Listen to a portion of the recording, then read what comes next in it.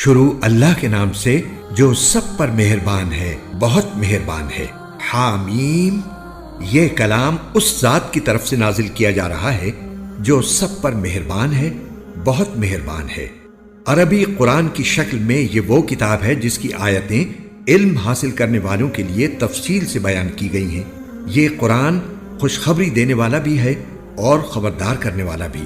پھر بھی ان میں سے اکثر لوگوں نے منہ موڑ رکھا ہے، جس کے نتیجے میں وہ سنتے نہیں ہیں اور پیغمبر صلی اللہ علیہ وسلم سے کہتے ہیں کہ جس چیز کی طرف تم ہمیں بلا رہے ہو اس کے لیے ہمارے دل غلافوں میں لپٹے ہوئے ہیں، ہمارے کان بہرے ہیں اور ہمارے اور تمہارے درمیان ایک پردہ حائل ہے، لہٰذا تم اپنا کام کرتے رہو، ہم اپنا کام کر رہے ہیں۔ اے پیغمبر، کہہ دو کہ میں تو تمہیں جیسا ایک انسان ہوں، البتہ مجھ پر یہ وحی نازل ہوتی ہے کہ تمہارا خدا بس ایک ہی خدا ہے، لہٰذا تم اپنا رخ سیدھا اسی کی طرف رکھو اور اسی سے مغفرت مانگو۔ اور بڑی تباہی ہے ان مشرکوں کے لیے جو زکوٰۃ ادا نہیں کرتے، اور ان کا حال یہ ہے کہ آخرت کے وہ بالکل ہی منکر ہیں۔ البتہ جو لوگ ایمان لے آئے ہیں اور انہوں نے نیک عمل کیے ہیں، ان کے لیے بے شک ایسا اجر ہے جس کا سلسلہ کبھی ٹوٹنے والا نہیں ہے۔ کہہ دو کہ کیا تم واقعی اس ذات کے ساتھ کفر کا معاملہ کرتے ہو جس نے زمین کو 2 دن میں پیدا کیا اور اس کے ساتھ دوسروں کو شریک ٹھہراتے ہو؟ وہ ذات تو سارے جہانوں کی پرورش کرنے والی ہے، اور اس نے زمین میں جمے ہوئے پہاڑ پیدا کیے جو اس کے اوپر ابھرے ہوئے ہیں، اور اس میں برکت ڈال دی اور اس میں توازن کے ساتھ اس کی غذائیں پیدا کی، سب کچھ 4 دن میں، تمام سوال کرنے والوں کے لیے برابر۔ پھر وہ آسمان کی طرف متوجہ ہوا جبکہ وہ اس وقت دھوئیں کی شکل میں تھا، اور اس سے اور زمین سے کہا چلے آؤ، چاہے خوشی سے یا زبردستی۔ دونوں نے کہا ہم خوشی خوشی آتے ہیں۔ چنانچہ اس نے 2 دن میں اپنے فیصلے کے تحت ان کے 7 آسمان بنا دیے، اور ہر آسمان میں اس کے مناسب حکم بھیج دیا، اور ہم نے اس قریب والے آسمان کو چراغوں سے سجایا اور اسے خوب محفوظ کر دیا۔ یہ اس ذات کی نپی تلی منصوبہ بندی ہے جس کا اقتدار بھی کامل ہے، جس کا علم بھی مکمل۔ پھر بھی اگر یہ لوگ منہ موڑیں تو کہہ دو کہ میں نے تمہیں اس کڑکے سے خبردار کر دیا ہے جیسا کڑکا عاد اور سمود پر نازل ہوا تھا۔ یہ اس وقت کی بات ہے جب ان کے پاس پیغمبر کبھی ان کے آگے سے اور کبھی ان کے پیچھے سے یہ پیغام لے کر آئے کہ اللہ کے سوا کسی چیز کی عبادت نہ کرو۔ انہوں نے کہا کہ اگر ہمارا پروردگار چاہتا تو فرشتے بھیجتا، لہٰذا جس بات کے ساتھ تمہیں بھیجا گیا ہے ہم اس کو ماننے سے انکار کرتے ہیں۔ پھر عاد کا قصہ تو یہ ہوا کہ انہوں نے زمین میں ناحق تکبر کا رویہ اختیار کیا اور کہا کہ کون ہے جو طاقت میں ہم سے زیادہ ہو؟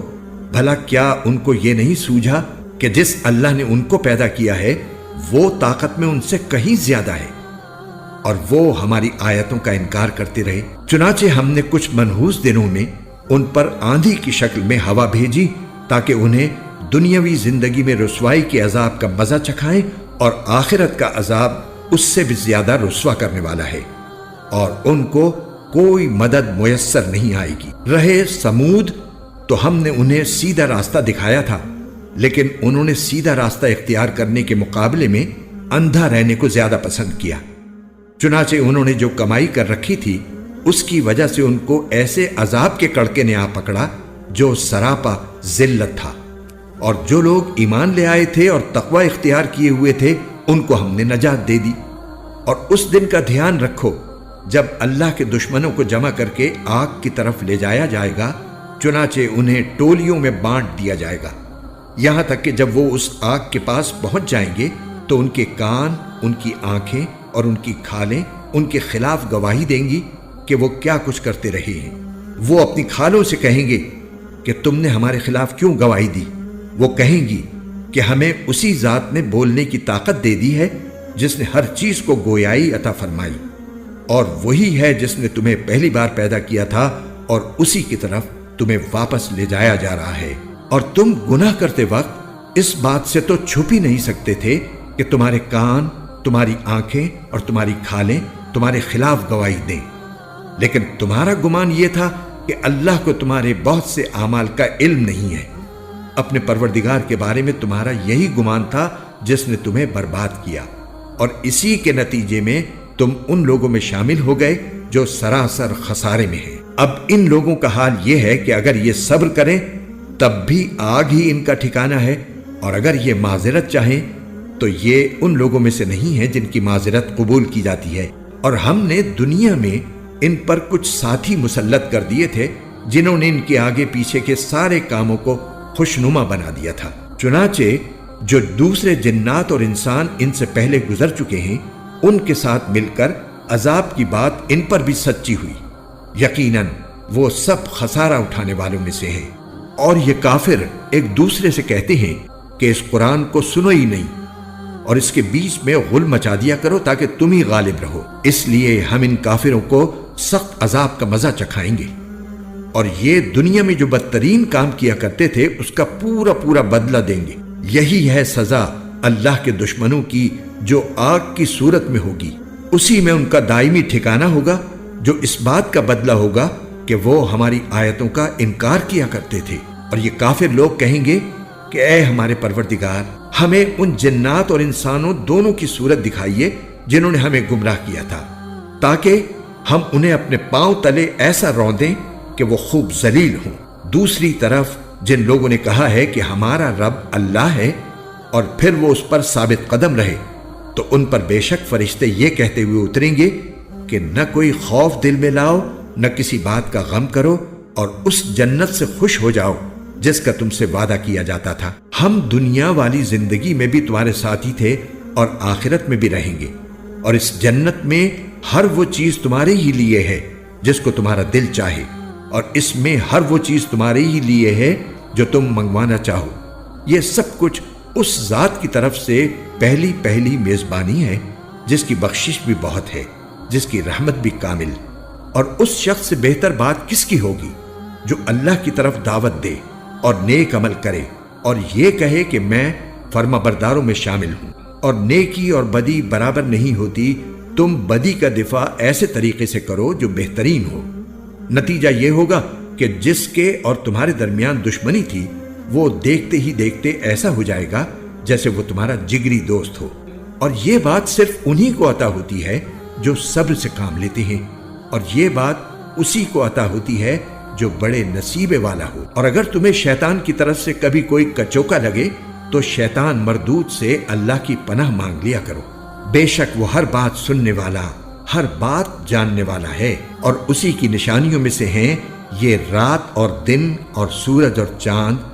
نہ سورج کو سجدہ کرو نہ چاند کو، اور سجدہ اس اللہ کو کرو جس نے انہیں پیدا کیا ہے، اگر واقعی تمہیں اسی کی عبادت کرنی ہے۔ آیت سجدہ۔ پھر بھی اگر یہ کافر تکبر سے کام لیں تو کرتے رہیں، کیونکہ جو فرشتے تمہارے رب کے پاس ہیں وہ دن رات اس کی تسبیح کرتے ہیں اور وہ اکتاتے نہیں ہیں۔